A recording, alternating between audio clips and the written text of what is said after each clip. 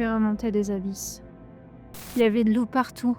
Quand j'ai pu enfin respirer à grandes goulées, je n'ai vu qu'une étendue aqueuse à perte de vue. J'étais seule, au milieu de nulle part, dans une mer sombre et d'un calme terrifiant. Puis un bateau blanc s'est dessiné sur la toile sombre des cieux nocturnes et d'une mer endormie. C'est comme ça que mon voyage a commencé au sein des contrées du rêve.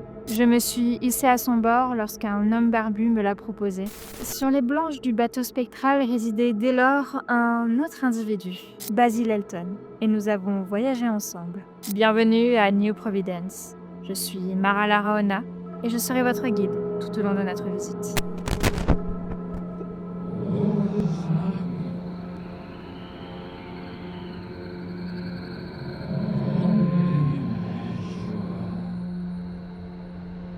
Elton et moi, nous sommes émerveillés des côtes où le vieil homme naviguait. C'était fantastique, fantaisiste et fantasmagorique. Des visions de bonheur et d'autres bien plus étranges et dérangeantes. Mais nous n'avons pas accosté au même port.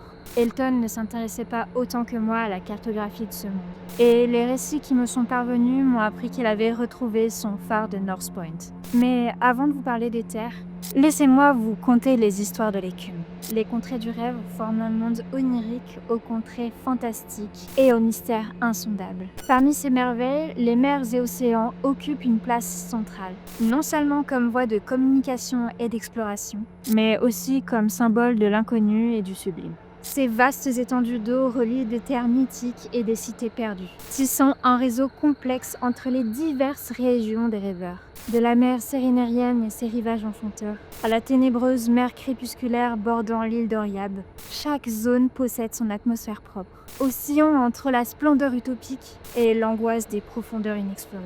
Laissez-moi vous les cartographier, même si notre langue rendra bien fade ces tableaux de merveilles. Je vous raconterai également ce que j'ai appris de mes explorations maritimes. Tous ces récits que j'ai lus à leur sujet, tous ces textes d'Howard Phillips Lovecraft, les œuvres qui mentionnent ces territoires aquatiques, ne sont rien face aux horizons que j'ai pu observer de mes propres yeux.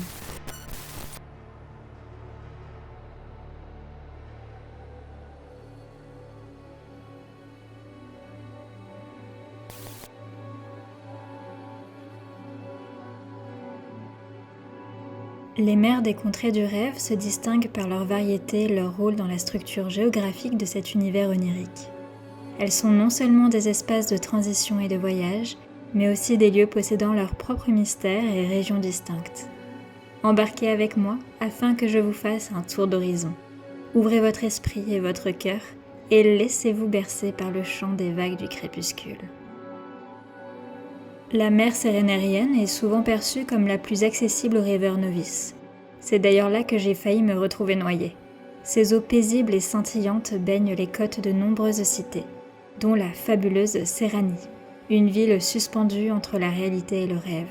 Ce lieu, d'une beauté ineffable, est souvent considéré comme un sanctuaire des rêveurs, un port où l'on peut partir vers des horizons encore plus mystérieux. Lovecraft décrit Séranie comme une cité aux dômes nacrés et aux hautes tours d'ivoire, flottant sur les flots lumineux de cette mer enchanteresse. On y accède par des navires cabotant sur des courants aux teintes irréelles, traversant des paysages où le ciel semble toujours baigné d'une douce lueur rosée. C'est un point de passage essentiel pour les rêveurs en quête de contrées plus lointaines, notamment ceux qui espèrent atteindre Kadat, l'inconnu. Cependant, malgré son apparence idyllique, la mer sérénérienne est bordée de mystères. Certains marins parlent d'îles qui apparaissent et disparaissent comme des mirages, tandis que d'autres rapportent l'existence de créatures insaisissables rôdant sous la surface. Son lien avec Séranie en fait un lieu unique dans les contrées du rêve, une porte d'entrée vers les merveilles et les périls de cet univers onirique. La mer crépusculaire est ainsi nommée en raison de l'atmosphère étrange qui y règne, où le ciel semble toujours teinté d'une lueur incertaine entre le jour et la nuit. La navigation y est périlleuse, de nombreux rêveurs se sont perdus à la recherche de secrets immémoriaux. Les navires qui la traversent sont souvent la proie de courants capricieux, et les marins racontent que certaines nuits, des formes colossales émergent des flots, observant silencieusement les voyageurs avant de replonger dans les profondeurs. Des îlots rocheux épars surgissent et disparaissent, et l'on murmure que certains d'entre eux abriteraient des ruines antédiluviennes, vestiges de civilisations oubliées.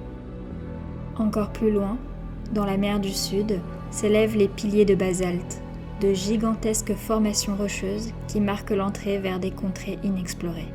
Je dois bien vous avouer ne jamais avoir eu le courage d'aller plus loin.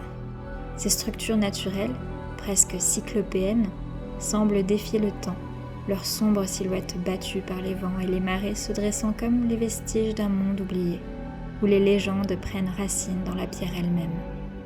Les marins qui croisent leur route murmurent des histoires troublantes. Certains parlent de lumières fantomatiques dans les brumes nocturnes, d'autres jurent avoir entendu des murmures portés par les rafales, comme si les esprits des anciens veillaient encore. Quelques explorateurs prétendent avoir découvert d'étranges inscriptions gravées dans la roche, érodées par le temps, dont la signification demeure un mystère. S'agit-il de simples caprices de la nature ou des traces d'une civilisation disparue, engloutie par les flots il y a des millénaires? Lorsque le soleil couchant embrase ses colonnes de feu et d'ombre, une atmosphère solennelle s'empare du paysage, comme si les piliers de basalte étaient les gardiens silencieux d'un passage vers l'inconnu, un seuil sacré que seuls les plus audacieux osent franchir. Il paraît qu'au-delà de ce champ épineux se trouve la légendaire Katuri, une terre mythique mentionnée dans la quête d'Iranon, décrite comme un royaume de splendeur inégalée, où le temps lui-même obéit à des lois oubliées. Certains affirment que Katuri n'est qu'un mirage né des désirs inassouvis, un sanctuaire inaccessible façonné par les songes des âmes errantes. Bien avant ces formations, bordée par cette mer mystérieuse qu'est celle du Sud, se trouve l'île d'Oriab. Ses habitants, à la culture singulière, vénèrent d'anciens dieux et conservent précieusement leur savoir sur le mont Engranek, la montagne sacrée qui domine l'île. Lovecraft décrit ces sculptures comme étrangement détaillées, des visages énigmatiques censés représenter les dieux du rêve eux-mêmes. Nombreux sont ceux qui bravent les dangers des eaux du Sud dans l'espoir d'atteindre ces reliefs sculptés et de percer leurs mystères, bien que rares soient ceux qui en reviennent avec des réponses. Enfin, la mer qui m'a permis de poser pied à terre n'est pas la plus grande ni la plus notable. La mer intérieure est une étendue d'eau calme et luminescente, dont la surface semble parfois refléter des visions d'un autre monde. Elle abrite l'île massive de Emtal et permet d'accéder à Séléphaïs, entre autres. Chacune de ces mers joue un rôle particulier dans l'agencement des contrées du rêve. Certaines sont des lieux de passage et d'exploration, tandis que d'autres forment des barrières naturelles entre les territoires des rêveurs et les domaines interdits aux esprits humains. Le danger ne réside pas uniquement dans ce qui peuple l'immonde de ces eaux ou les tempêtes. Elles sont terriblement capricieuses, rendant la navigation difficile car leurs brumes et contours changent au gré de nos vents intérieurs.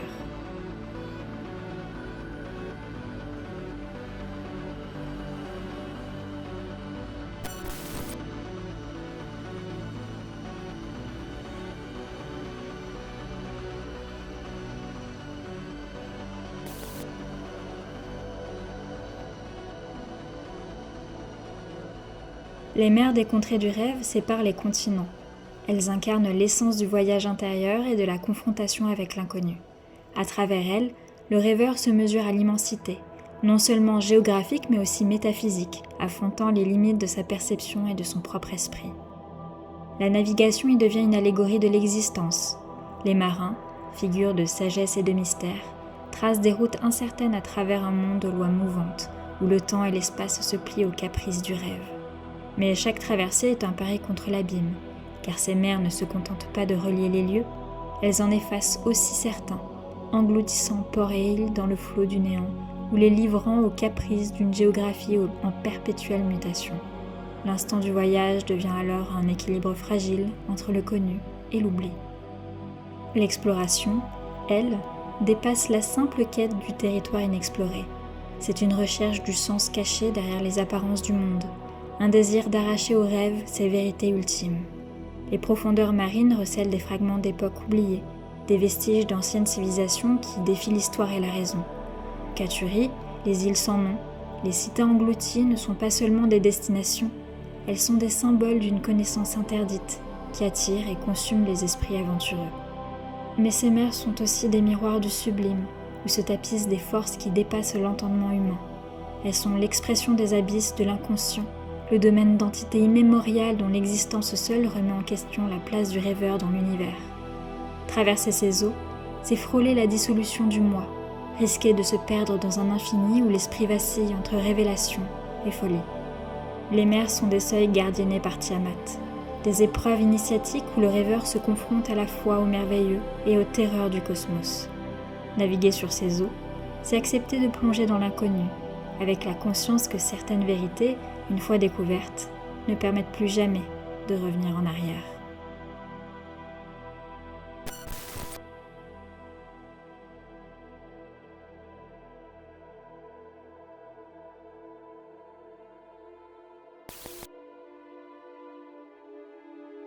Les mers des contrées du rêve incarnent une vision particulière de l'imaginaire Lovecraftien, inspiré par des références littéraires et mythologiques diverses. Lovecraft puise dans les récits de voyages mythiques et les légendes de continents engloutis, comme l'Atlantide évoquée par Platon, ou les terres inconnues des romans de Lord Dunsany, qu'il admirait profondément. On trouve également une influence des récits de marins, notamment les aventures d'Arthur Gordon Pym, d'Edgar Allan Poe, où la mer est un espace de mystère et de menaces grandissantes. Les œuvres Lovecraftiennes elles-mêmes évoquent ces mers de manière récurrente. La quête d'Iranon mentionne la fabuleuse Cathurie, tandis que Les Autres Dieux fait référence aux dangers d'Oriab et du monde Ngranek. La quête onirique de Kadath l'inconnu est sans doute le texte qui explore le plus ces océans oniriques, suivant Randolph Carter dans son voyage au cœur des mers du rêve. Au-delà de ces influences, Lovecraft confère à ces océans une portée philosophique. Ils sont le reflet de l'inconnu, des territoires inaccessibles à la raison humaine, où se cachent des vérités interdites. À l'instar des profondeurs spatiales qu'il décrit dans ses récits d'horreur cosmique, ces mers sont des abîmes de mystère, peuplés de divinités et de secrets effrayants, un reflet dans un miroir.